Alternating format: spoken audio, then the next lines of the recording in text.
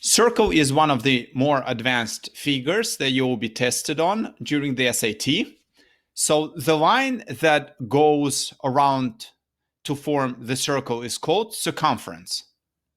Then there is the center of the circle. And the line that runs from one point to another on the circumference through the center of the circle is called a diameter. Radius is half of the diameter.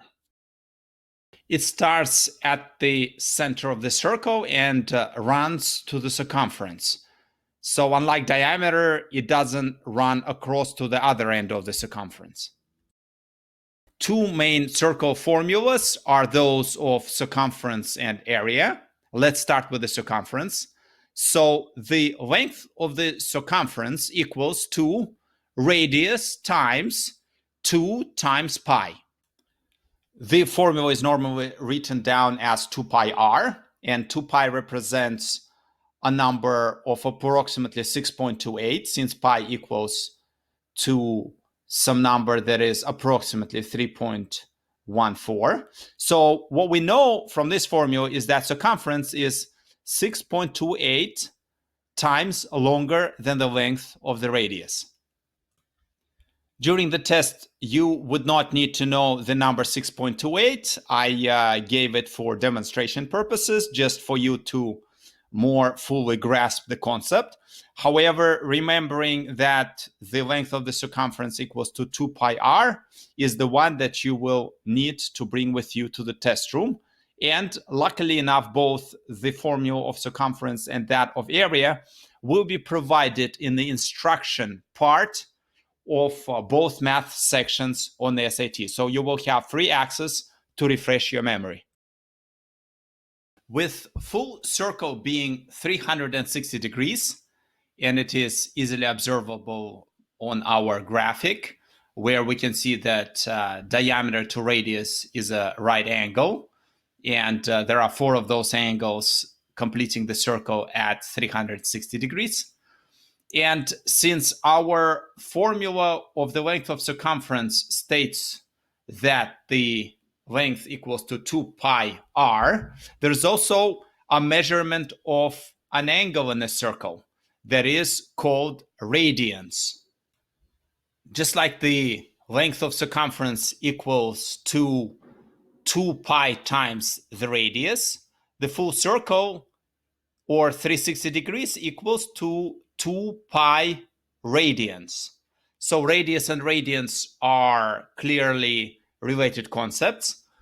From this, we can derive that 180 degrees in terms of circle angle would equal to pi radians, and similarly 90 degrees would equal to pi over 2 radians. When facing problems dealing with circle, you may see this other way to express the angles, and familiarity with the concept of radians will come very helpful. Now, moving on to the formula of area, you should know, remember, but also can refer, as I have stated earlier.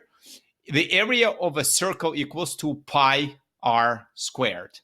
So seeing the pi might seem like it's some number that you are not familiar with, but don't forget that it is something that is hidden, and the number beneath this pi symbol is 3.14. While it's helpful to remember that pi equals roughly to 3.14, our calculators have also the pi sign that can drop the full number, so you don't round it. But most of the times during the SAT, pi will just be in the answer choice, so you would not need to convert it into a numerical form. 2 other concepts related to circle, let's discuss. So a line that intersects a circle in exactly one point is called a tangent. And we should know that the tangent is always perpendicular to the radius that goes to the point of tangency. You may also be tested on the concept of central and inscribed angles.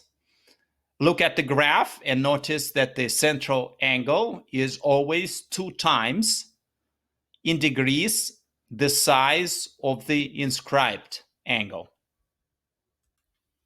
Finally, let's describe the equation of a circle on the xy plane.